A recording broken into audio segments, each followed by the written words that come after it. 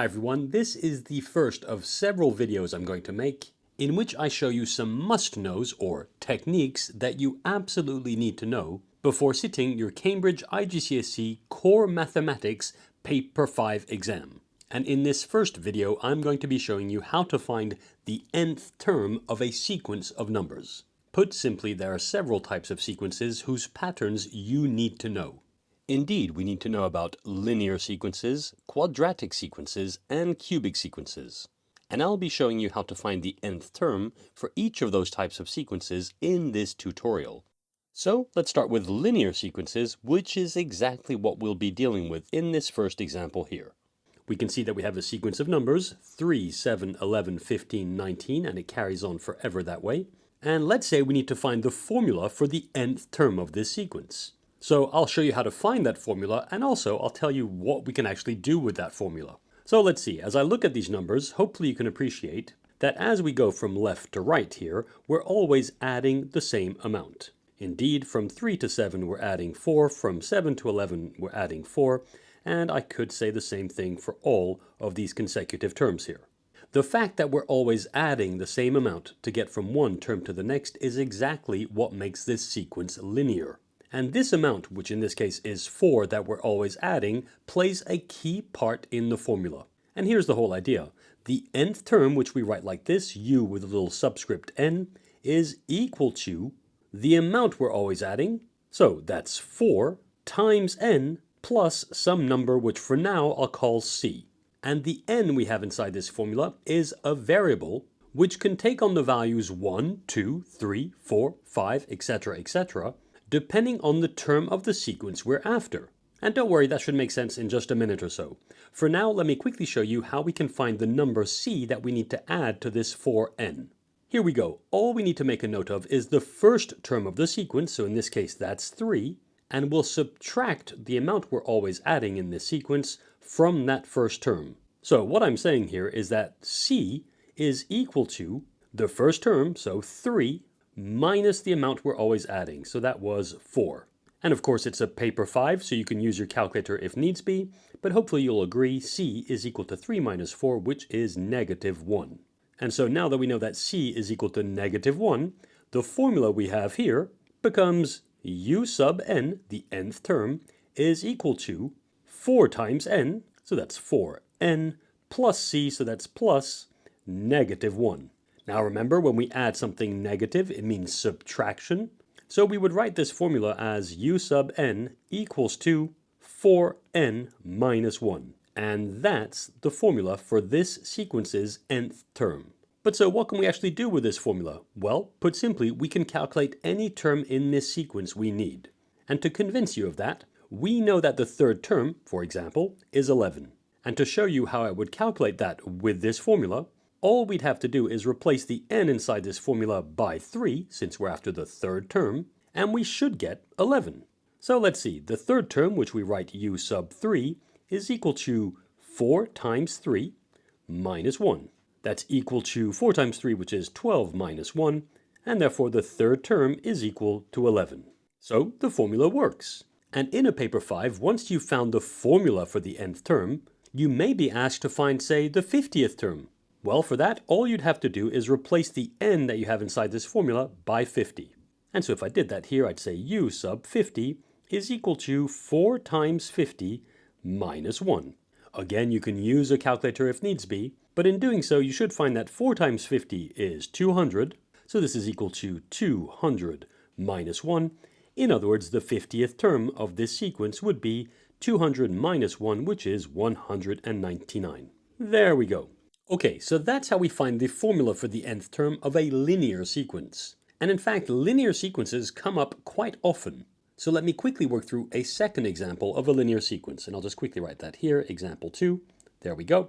And this time the sequence of numbers will be 25, 22, 19, 16, 13, and it would carry on forever that way.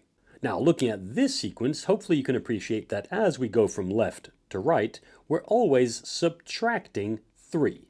And the way to think of that is that we're always adding negative 3 to get from one term to the next of this sequence. And so I'll quickly write minus 3, minus 3, minus 3, and minus 3 here. So since negative 3 is the amount we're always adding to get from one term to the next of this sequence, following up on what was said in the first example, hopefully you'll agree that the formula for the nth term should look something like this.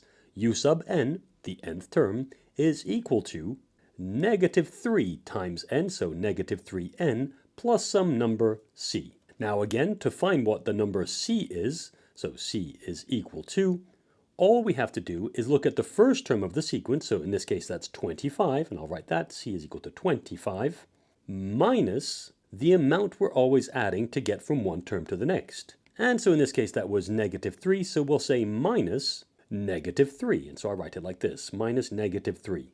And now if you have a tendency of making a sign error, I would recommend using a calculator here, and if not, then you'll agree that when I subtract something negative, it turns into an addition. So this becomes 25 plus 3, in other words, c is equal to 28.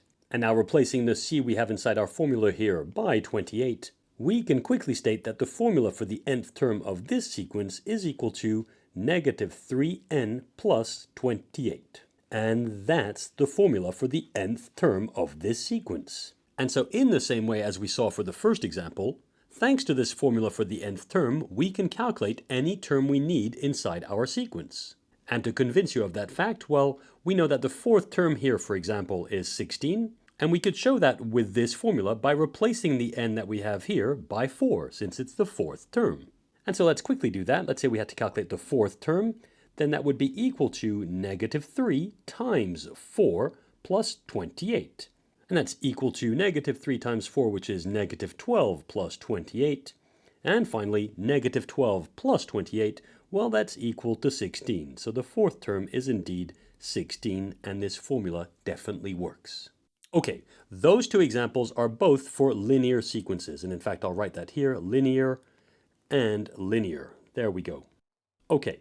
But now, in your syllabus, it also states that you need to know how to find the formula for the nth term of a simple quadratic sequence as well as a simple cubic sequence.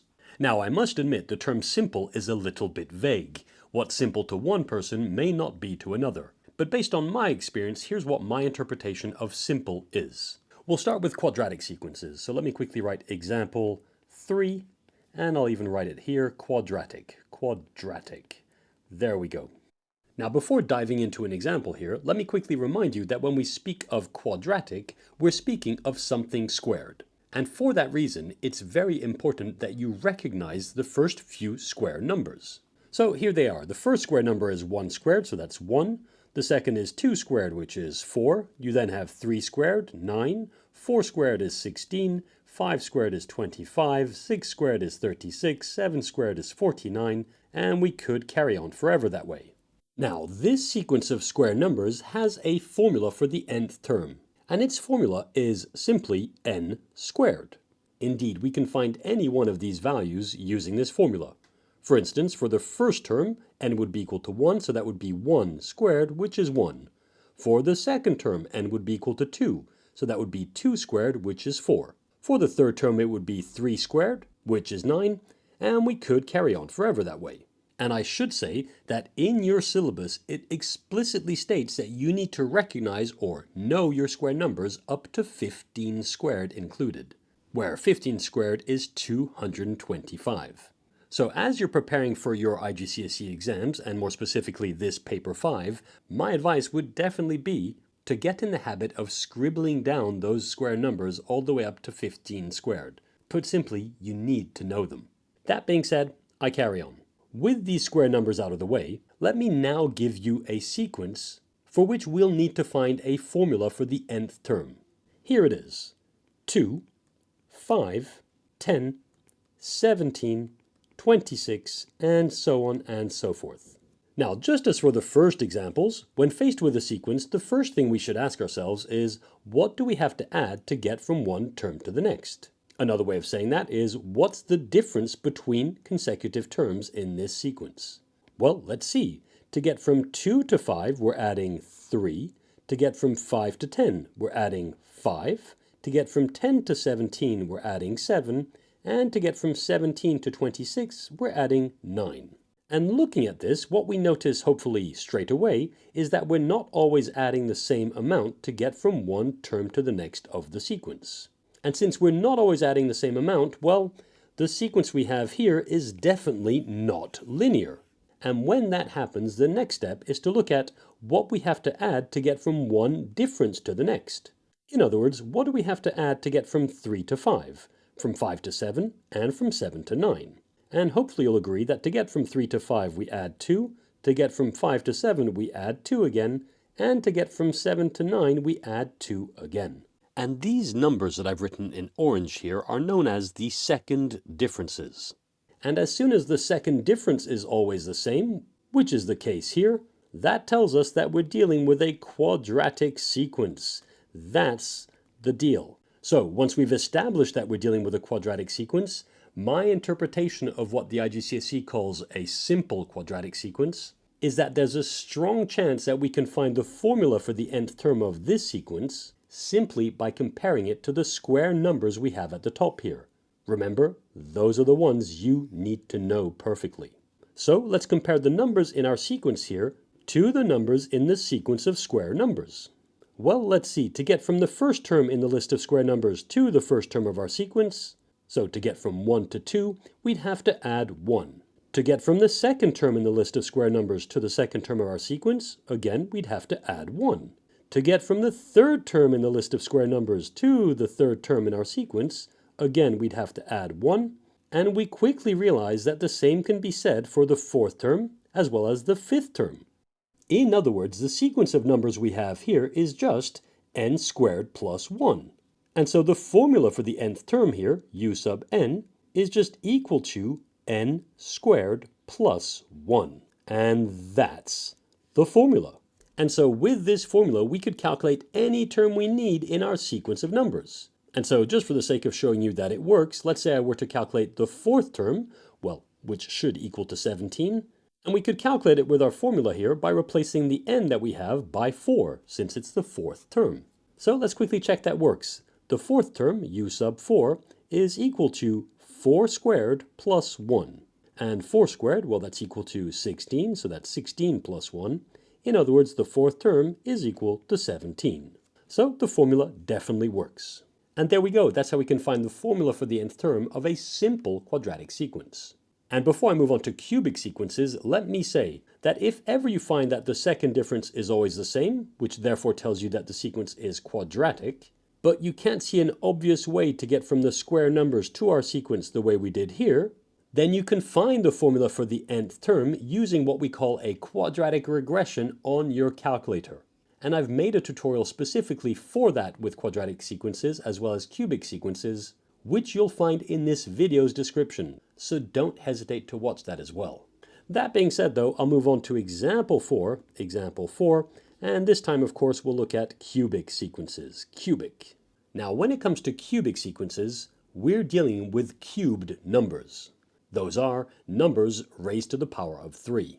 And in your syllabus, it explicitly states that you need to be comfortable with your cube numbers up to 5 cubed included.